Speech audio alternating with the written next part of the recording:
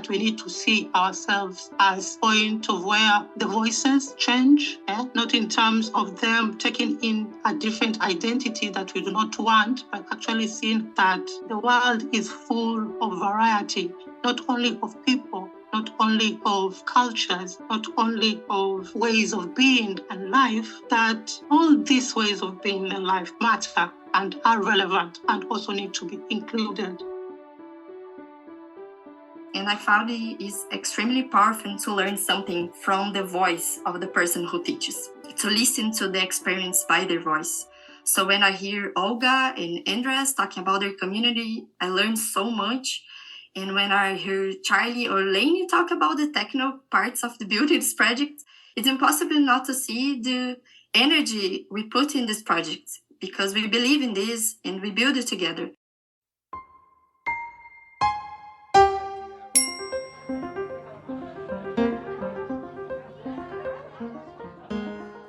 Hi, and welcome to another episode of Handpicked Stories from the Field. I'm Lane Young. And I'm Charlie Spring. In this season of Handpicked, we've been sharing episodes from the Voicing Change podcasting project. And what are we talking about today? Well, today's actually our last episode. Oh, that's too bad. I've really been enjoying this season. Me too. It's been a long journey to get to this point, but I think today will be a really good way to tie everything together. So in this recording, we sat down with members of the Voicing Change team from all three regions to reflect on what Voicing Change means to us in the context of having been part of an academic community of practice. Today you'll hear from our team, Andrew and myself based in Canada, Mac, Andres and Olga in Kenya, and our Brazil team, which includes Eve, Brenda, Laurine, Alessandra and Renata. This is a rich discussion and we really wanted to leave it mostly unedited. So today's episode will be a little longer than the rest of the season. Themes discussed by the team include our thoughts on participatory podcasting as a multi-sited methodology, and how podcasting can be used to bridge gaps between researchers and communities. Team members asked probing questions about what it means to communicate and to empathise across lines of difference, and to really feel heard when you want to be understood and when you have a problem that needs addressing. So how as podcasters do we co-construct meaning and attempt to amplify others' voices, often in a context of uneven power relations? Today's episode was a chance for us to reflect on some of these questions and to share the learning that we've achieved through nearly 3 years of co-developing the Voicing Change project. And we hope it gives you some ideas for how podcasting can be used in your own scholarship and in your advocacy for fairer food systems. Pegodita Kodiriwi. Ma en lando para manhã jopus. Este é mudança de voz. We're recording our roundtable conversation about what Voicing Change has meant to us, particularly in light of the experience of being part of an academic community of practice.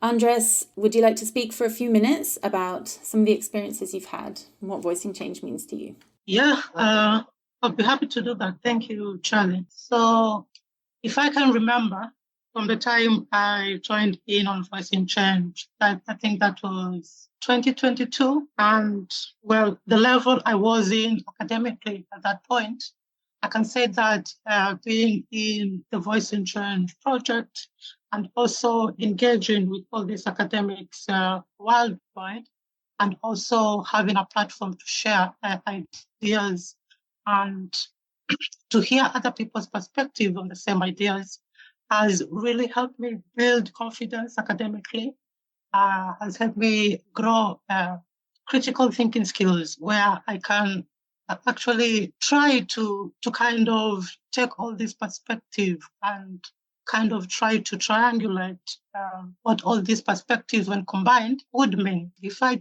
go back to my background in communications and trying to see how communication goes beyond all these contexts that are usually very common within my Kenyan context, where people usually look at communication in terms of media and in terms of mediatization, or what we mean by how media influences societies, and how media influences individuals, but actually going beyond the field of communication in terms of its relationality. And what I mean by that is, how are we looking at communication beyond its ideal goal of passing or disseminating information, but actually looking at why is this information you're trying to pass relevant, and how is this information constructed, or how is the meaning in this information we are trying to share formulated.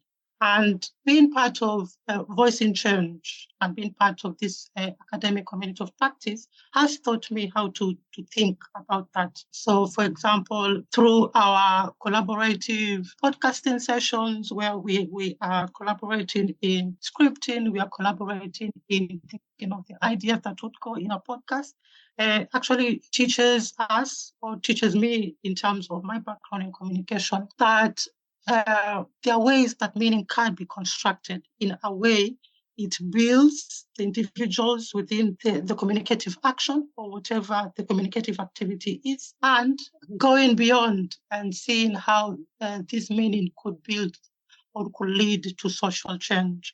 In a nutshell, that would be the most significant thing I have gained as an academic in my field, to actually think of my field differently and to see how far and beyond would I go in my conceptualization of ideas in my field. That's great. Would you be able to talk about the question you posed of what it means to be heard, and why is it important for people to feel heard? Yeah, so that question came in my mind from me thinking of, so if we look at communication in terms of relationality, or we're looking at communication in terms of not passing information, but actually building relationships and cooperation or social change, the idea of being heard was meant to stir up thoughts around how do we envision other people beyond us embodying our own experiences. And what I mean by that is, how do I make people see and feel that my problems are worth considering and my problems are worth addressing? Being heard means not only this perception of trying to get this other person to change in order for them to meet my own needs, but actually me introspectively seeing that this other person, in whatever context it is that we are in. So, and especially when we are looking at conflicting interests and ideas, we could call this conflicting interests and idea simply a conflict. And when we are looking at a conflict, what we are usually trying to do is thinking of ways of not exacerbating the conflict, but thinking of ways of how we can collaborate to solve the problem. One of these ways of collaborating in the process of being heard is actually not only seeing that I have needs, but also seeing that my counterpart has needs. And whatever they are doing that is conflicting with my needs is also important for them. So the question is, how do I envision or how do I contextualize my needs and my problem into this other person's perspective? So, for example, let's say I'm a farmer and I have problems with accessing farming inputs and resources. And the other counterpart I'm trying to communicate with is the government. And probably I feel that the government isn't supportive, isn't catering for my needs, that is either subsidizing inputs in order for me to be able to access them affordably. Being heard in this context would mean me going back and actually asking myself, why wouldn't the government not want to support me? Is it that because they hate farmers, or they hate me in particular, or they do not want to help poor people? Or is it because the nation or the local government has issues with accessing funds in order to fund all these projects? And I'm saying this, it seems like not very many people would go deep into this introspection and where they ask themselves questions on how themselves are contributing to the problems within the system that they exist in. So most people usually see their own sides. So what I'm trying to capture here by being heard is it doesn't mean that we are the only people who experience problems, but other people also experience problems. And we need also to contextualize those problems, and we need to also contextualize their needs within our needs in order for us to form a cohesive partnership of collaboration where we can both see the best way in mitigating or solving the problems that we're experiencing. Thanks, Andres. I sprung that question on you, so I really appreciate those thoughts. And it reminds me that perhaps at a time where there's a lot of conflict in the world, that radical empathy is needed more than ever. Thanks, Andres. Let's move on. Brenda, could you tell us what you've learned from being part of this project and reflect on what Voicing Change means to you? Bom, eu acho que participar do projeto do Voicing Change foi uma lente. Well, I think that participating in the Voicing Change project was like seeing through different lenses, like a very important change in perspective. I think that in our local research here in Brazil, we have built a very strong academic community, but also very close in a way, always talking among ourselves and having our doubts just among us. So I think that from my academic perspective, participating in Voicing Change has increased this range of possibilities and conversations and informations. Especially, I believe, a bit like what Andres said, that this trust in research and in us and in the work that we do, in the issues that we have been working on together as academics. My experience with research is just academic. I don't have an experience in the field. So for me, participating in Voicing Change meant that many issues were expanded in a very positive way, especially regarding to this exchange with people who have the same perspective as me and my colleagues from Brazil, and who have the same ethical and academic perspective as me and my colleagues. When I first heard the question, what does voice mean to you? My answer was about culture. I immediately think about culture because I would like to reinforce what I said before. I believe that here we are from different countries, but we have a focus on some main themes, like agroecology, for example. And whenever we're talking about agroecology, we're talking about this one topic, even though academically from different cultures.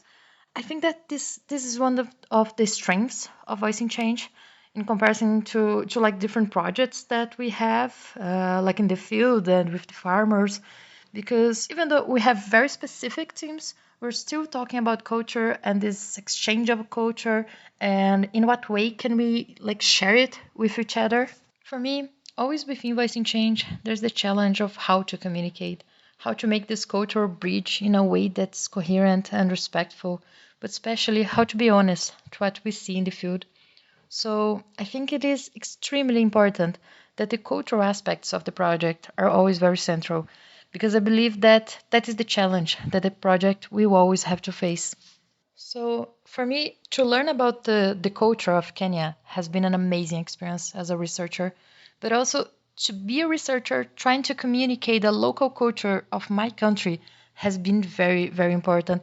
I think that the Voicing Change project has a sensibility to bring up these cultural issues, and that is something very, very important in a project that has a perspective like this one.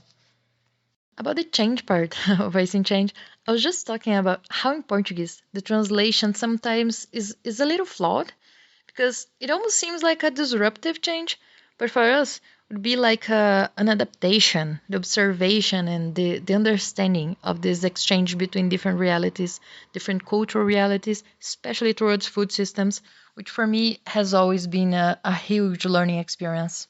Perhaps if we could move to Lauren.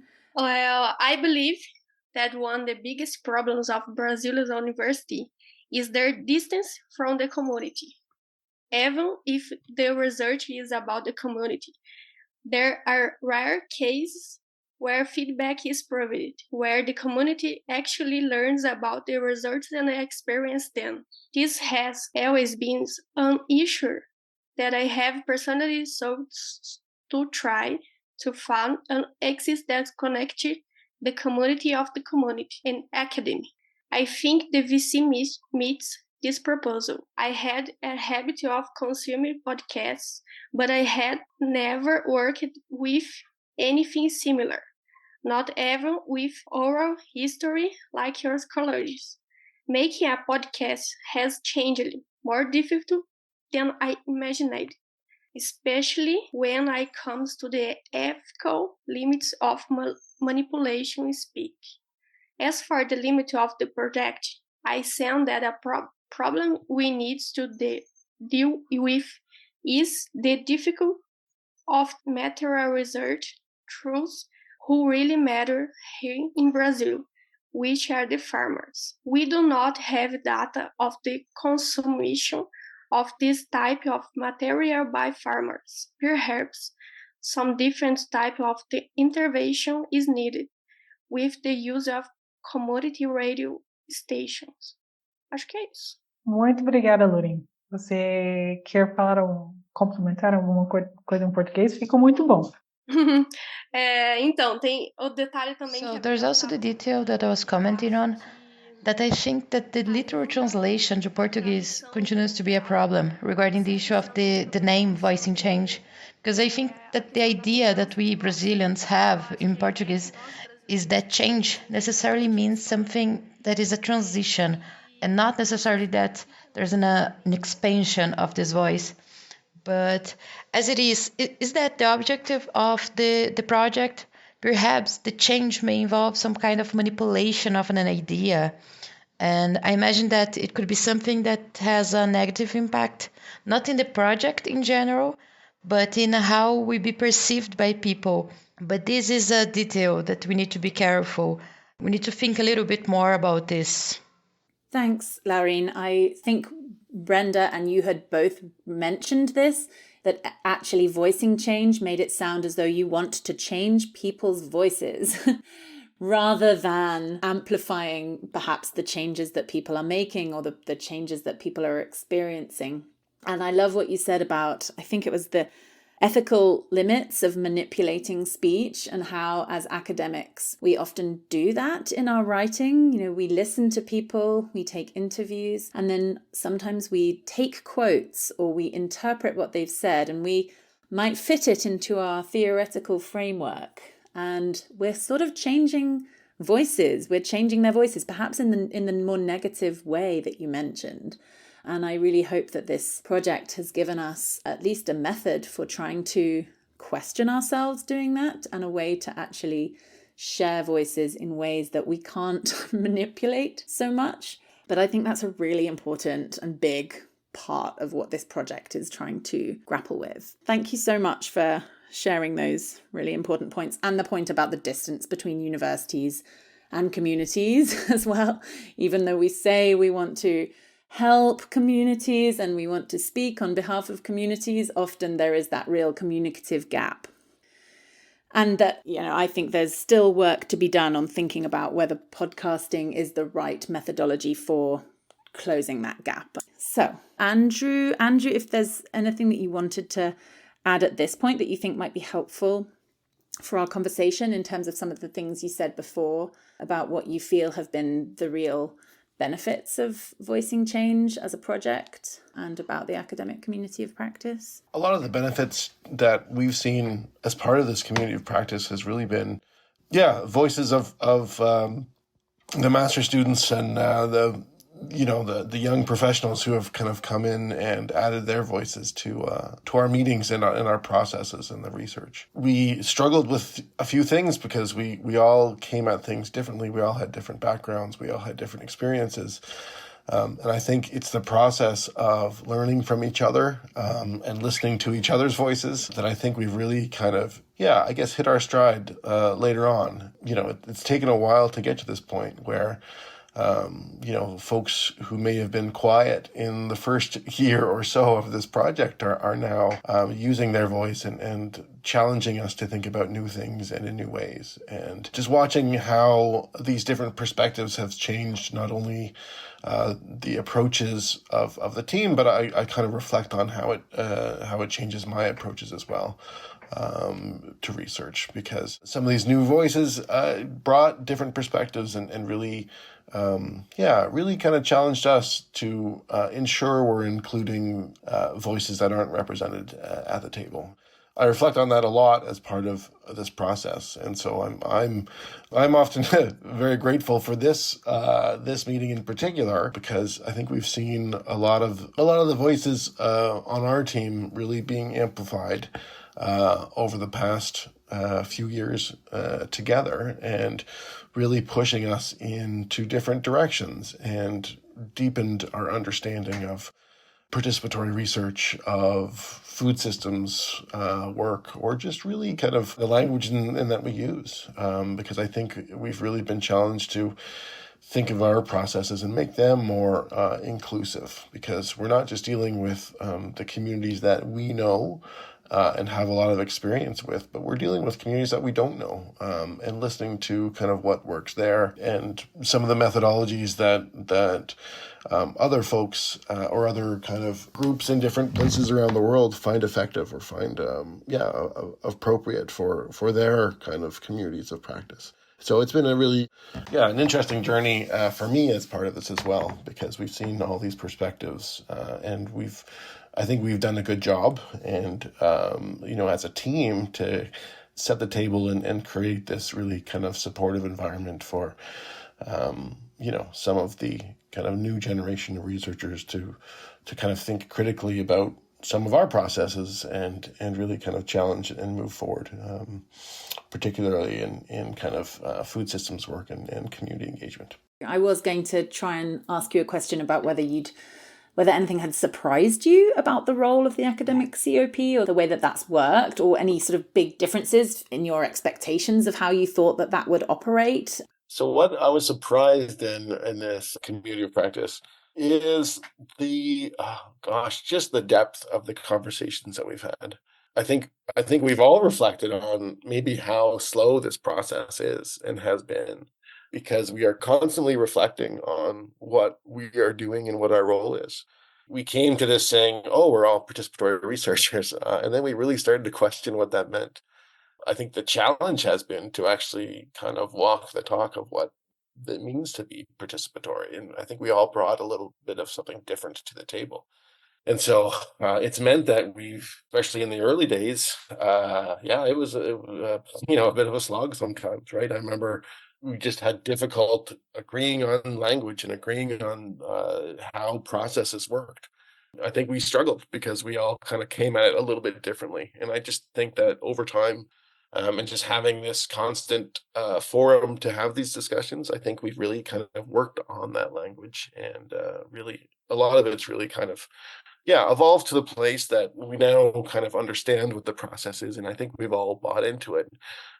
And I think we do understand that good participatory work, not only in our communities, but as more of the academic team, just kind of takes time. But I think we're at the point now where I think we're being rewarded by all that time we invested in those early days, right? So we had a lot of tough conversations, and I think we're kind of reaping the rewards from it now, a couple of years into it, right? And it's one of those things that it's kind of a shame, because I feel like we're just kind of getting started. So hopefully we can find ways of kind of continuing this conversation, because I think it's been very valuable to all of us who have been involved.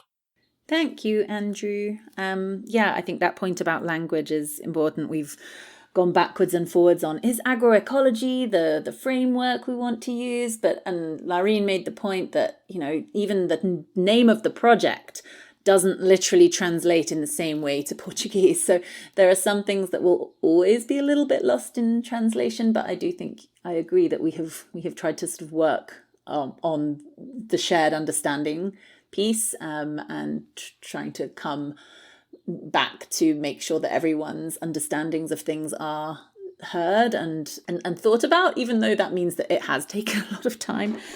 Thank you, Andrew. Okay, so perhaps we could move on to Olga. Would you be able to share some thoughts on your experience of being part of this community of practice and this project Voicing Change? Sure, Charlie. Thank you very much for giving me this time to discuss my experience throughout the journey that I've had with the Voicing Change. And to begin by saying that where we come from, Migori County, we have a lot of people who mine gold. We have a lot of gold mining going around. And sometimes somebody can be having gold right in his compound, but struggling with life and cannot afford the basic needs of his household. And this, I can relate this to what has happened to me in Voicing Change. Like what I know and what I came up with is this knowledge just where we are. Sometimes we struggle to get knowledge very far away, not thinking that this just that knowledge that we're looking for is at our doorstep. And so this is my experience with Voicing Change this far. As a communicator and as a radio journalist, the experience has really broadened the way in which I look at things today. Thinking about there are people, sometimes we would think that knowledge lies with the officers of the government. Sometimes we think that knowledge lies with the big people in the society, not just realizing that knowledge lies with people that are around us back at home, people that are just our neighbors. There's a lot of knowledge that is lying among farmers. And my journey in Voicing Change created that as an opportunity for me to see that there's a lot of knowledge lying with farmers, just where we are in regards to understanding the food system in Migori County, for instance. Having this experience right now, of course, we were able to encounter different voices, bringing them on board to have podcasts with them. We had people like Caleb and so many other farmers that we encountered with during this journey. The food sustainability or food security in Migori County, that aspect of hunger and malnourishment, that knowledge lies just within the community. In as much as the government is struggling to find out the roots and the root cause of hunger and food insecurity in the country, but we leave behind the fact that knowledge lies within the farmers back at home. And so the journey of Voicing Change has changed the way in which I think, and changed the way in which I look at things, and changed the way in which I can also package knowledge and share to the people.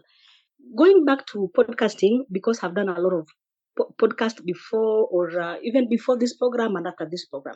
Of course, the way I used to do podcasting before this program was like, no. I think I don't have a lot of experience in this. Scripting was not a thing for me. We would think about an idea, and then there we go and record a podcast. But at the end, we realized that there is nothing much that we captured in that particular podcast. We would miss the very point that we'd like to pass to the audience. Coming to Voicing Change has nurtured me and given me a different direction in which I look and package my podcast. In this sense, we sit down as a group of people or as a community of practice, and then we get a concept, we script it down, we narrate, we voice it, we edit it together again, and then we disseminate it for the audience to analyze it. And then the way in which the content that is involved in the podcast, the people that are involved in the podcast. Remember, right now we engage the people that have knowledge there at home. Sometimes people struggle to understand somebody who is far away from them.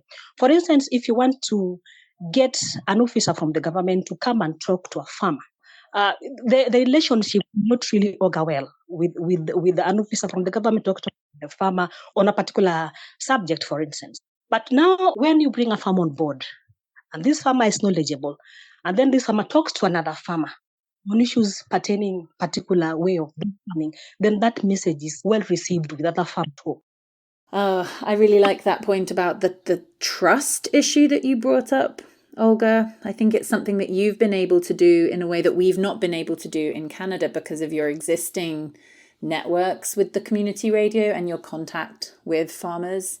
And you made me think about, whose responsibility is it sometimes to protect farmers or put in place policies that can affect farmers' livelihoods. And, often that is the government. But as you say, on an individual level, a government agent telling a farmer what they need to do isn't always going to be well received. So how can we nourish some of these peer-to-peer, farmer-to-farmer networks in ways that can bolster their resilience, but also perhaps make them better able to ask for what they deserve from government and be able to speak to government in more collective ways. I think perhaps that's something that's been happening in Brazil as well with agroecology for a long time. Eve, it would be great to hear from you. Any reflections you've had on what voicing change means to you in the context of having been part of an academic community of practice with this project? I think I would echo a lot of what Andrew has already said about how much we have learned as a group. And I think that when we first started this project and Andrew came to me and suggested that we put together a project about podcasts, I was like, sure, that sounds great. We can do that. That's easy. We already work with communities. We can definitely make this work. But I don't think any of us really had any idea how complicated, first of all, it is to make podcasts, how technical it is, how much preparation needs to go into it. And as Andrew said, and we've already discussed, I guess the ethical implications of doing this kind of research and in always being aware of our position as academics in working in communities, and what that means in terms of power dynamics, and what that means in terms of valuing knowledge, and a range of other things. And like Andrew said, the long build-up that it took to get to the point of actually here in Brazil being able to record podcasts and do some of the work that we set out to do to document these voices and document these experiences, I think was really, really fundamental to a lot of us here in Brazil. And unfortunately, we've had people come and go within this project. And I think that everyone who's here now at the end, kind of as we're coming to the end, has learned so much and been able to share so much of their own experiences and expand so much on the work that they're doing individually and as a group. And those conversations that we had about recognizing our voices or how we use, and that word is kind of loaded again with meaning, how we use the voices of others to produce these kinds of things have to be deconstructed, and they have to be considered and weighed, because there is a lot of responsibility. And I think that that's something that us as community-based research, we always have known it to be a responsibility, but I think when you put it into a format like a podcast, you're creating a media, you're creating a thing that can have implications locally, regionally, perhaps nationally, and internationally. I think we all felt the responsibility, the weight of that responsibility. And it's one thing to record an interview, an oral history interview with a farmer, and that recording goes into a secure location where it's kept in perpetuity for use for academic purposes, but it never becomes necessarily the voice of that person in the public, right? And so it's a very different way of using the information that we gather as researchers. I think that this has been an incredible learning curve for all of us. And I particularly enjoyed these conversations that we've had with the academic community of practice, because I have learned a lot, and I think that it's very clear that everyone has grown through this process. And so I think about the conversations that Brenda, Louding, Alessandra, Renata, and I have here in Brazil. And the theoretical depth that we have now is much, much greater than we did 4 years ago.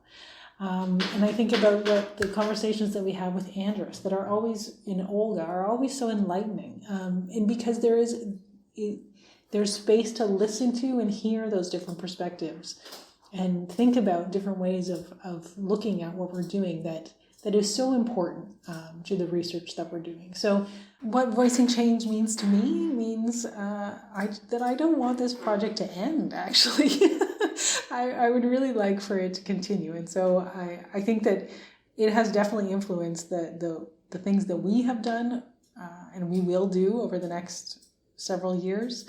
And I think that can be said for everyone who's part of this community of practice. Thank you, Eve. It's one of my feelings is that there's so much more we can do. But hopefully, the skills that we've learned and the insights that we've gained we can take to our other projects. And who knows how this project will take on new dimensions. Eve, what you said, it reminds me that I think sometimes as individual researchers, we can feel that our voice doesn't matter or that what are we doing?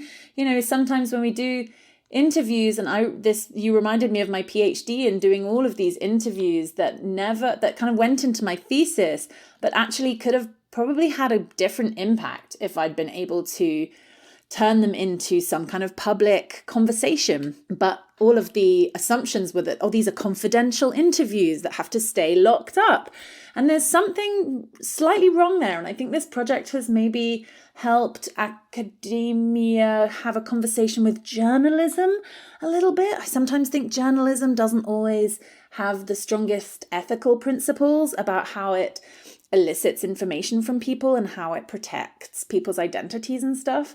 So I almost feel like it's been an interesting coming together of the worlds of journalism and academic research. How about you, Alessandra? To work at the university, as you know, it's something very ambiguous. I love the classroom, the interaction with my research partners, the guidance work with my students. I love studying, reading, and writing. But there is the bureaucratic side that consumes us, especially when we are in a coordination situation like mine at the moment. So taking part in the project in this way, a bit inside, a bit outside, was a challenge for me, but also a great learning experience. The first difficult for me was to better understand the format of podcasts. That's because I've been interviewing people for many years, but always using the methodology of oral history, and in recent years, more specifically environmental oral history, which most of the time involves long interviews in which we try to produce meaning from the present for the stories lived and narrated by the interviewees. But the time of podcasts is different. The objective also. So following the whole discussion on how to do it, listening to the experience of those who have been doing it for so long was enriching. Although I have academic links with other research groups, being part of this community of practice was very rewarding. Above all, because of the participation of our students. I am very proud of each one of them. But seeing the dedication of Brenda, Lauren, and Murilo in the research we do here in the region, and being with them in an international academic community of practice is priceless, as a famous Brazilian advertisement says. Renata has made an incredible contribution, not to mention Anna, who has been a fundamental link in our relationship with the farmers, and Eve and Andrea, who are partners in an already long trajectory of research and struggle that has been, despite the difficulties, very happy and productive. Overall, I think Voice in Change was a project that not only enabled us to learn how to use a communication tool, which helped us to amplify the voice of our partners in the countryside who have dedicated their lives to agroecological and sustainable practices, but also connected minds and hearts. And this approach makes more and more sense to me. Without empathy, as Andres said, without affection, I would add, the academic world is a place that can easily make us ill. I increasingly think that we academics need to find ways of communicating the production of scientific knowledge that touches people's hearts, because only then we will achieve a real process of reflection and change. And I have no doubt that the whole team comes out of this experience different, knowing a little more about the communities we work with and with our sensitivities heightened, for which I am very, very grateful to all of you. Thanks, Alessandra. And Mac, do you have anything to add? My experience largely is drawn from the fact that Voicing Change as a project has exposed me to a wider regional and a more robust global network.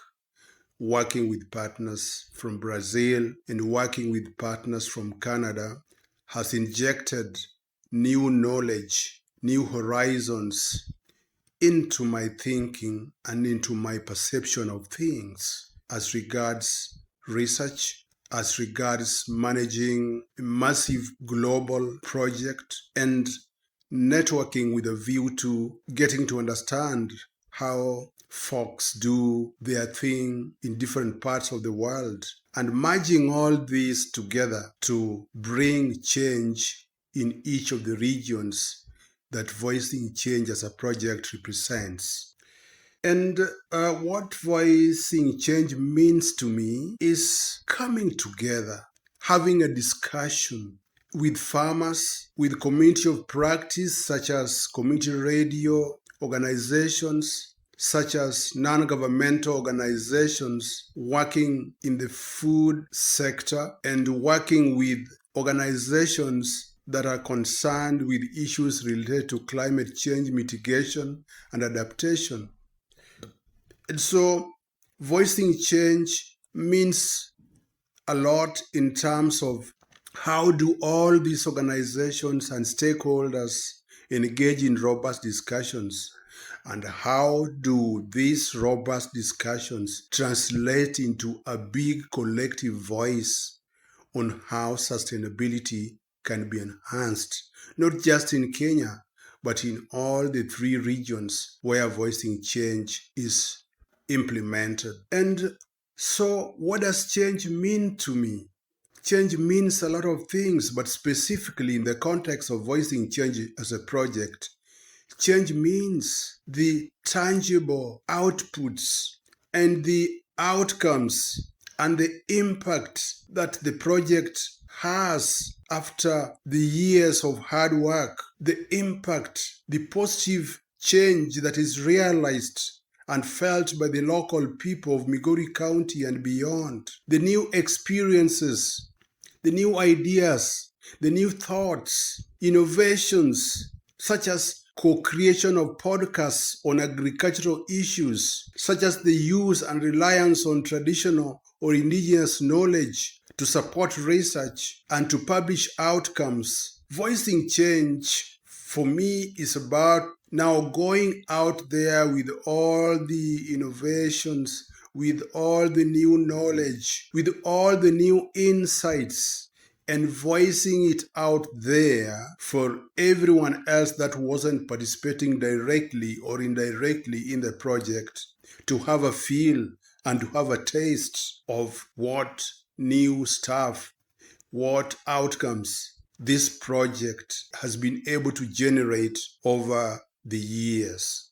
It's not enough, in my opinion, to work hard for years, innovate, create, make podcasts, come up with, new ways of farming, responding to climate change, and then fail to voice it out there for communities in need, for individuals in need, for organizations in need to tap into it and make good use of it. Thanks, Mac. Renata, how about you? It has been a very interesting experience. I have had some experience with interdisciplinary research and also with international research. However, the way we do things in this project, I think it takes these exchanges to another level. We're like trying to create dialogues between researchers from different areas of study, but also with communities from different countries, which is very challenging. And definitely what makes the experiences so interesting and so enriching. To me, I think there's a difficulty because my main research method has always been ethnography. So I have this need to be close to the farmers and to be in the field to be able to understand something. And in this sense, working a project with partners from different countries and different scenarios and cultures that I don't know and I don't understand, and trying to make sense of it and trying to understand it without being able to be there face to face, having to understand it throughout the eyes and the lenses of another researcher, it is very interesting and very challenging. I think in the sense of the challenges too, I think we have another thing that makes it a little bit harder, because we have a concern that the podcasts and the project in general reflects what the interlocutors, what our interviewees are saying and what they are going through. And we have this fear of losing things in translation. We have a lot of languages between us, so there are a lot of translations going on. And this is something that makes us spend a lot of time discussing things and talking about things that in a different project definitely would not be discussed or not be discussed so long. And here we are always questioning every word and thinking about these little details to make sure that we are bringing to the project the correct thing, and trying to be honest with the people that are part of the project and the people that we are translating for, and the voices that we're trying to amplify. And it takes more time, definitely, but I think that is the one thing that makes this project so interesting and so different from other projects, and so fun to be part of. Thanks, Renata. I was thinking about that question that Andres posed about what it means to be heard, and I was thinking that in intimate relationships, in friendships, I quite often feel heard, but I don't often feel, I think, politically heard, even academically heard. I think we can go to a conference and have people listen to what we say, or we can write a paper and put it out into the world, but quite often we feel like we're on our own, which is one of the things that the community of practice has done, is to take us away from that sense, perhaps, of isolation, which is one of the hallmarks of academia, certainly in light of the pandemic. I think that one of the issues with us not feeling politically heard is that there's a real tribalism in the world around who believes what, and what is your perception of this issue. And then we've created communities, particularly in the internet era, where we don't often speak across boundaries, where people might think different things. And I live somewhere where there's a lot of denial about climate change, for example. A lot of people just don't think it's a problem. And there's this assumption where I live that everyone kind of thinks the same as you. And so I don't often feel free to speak what I believe. And then I'm often listening to people with this assumption of what they believe. And so I'm not really listening to them either. So I think what Andres said about the empathy that's required to try and understand the perspective that someone else is coming from, it's really difficult in real life. And I'm not sure that we've managed quite in our podcast process to try and wrestle with some of these issues of communicating across lines of real difference. But I think even opening up some of these themes of, let's not take communication for granted. Let's not take what it means to voice something for granted. Let's actually think about what that means. That's like a real gift. And I think it's something that the world needs as well, is to, think a little bit more deeply about language and words and the contexts in which people can exchange knowledge and thoughts and opinions and desires and needs.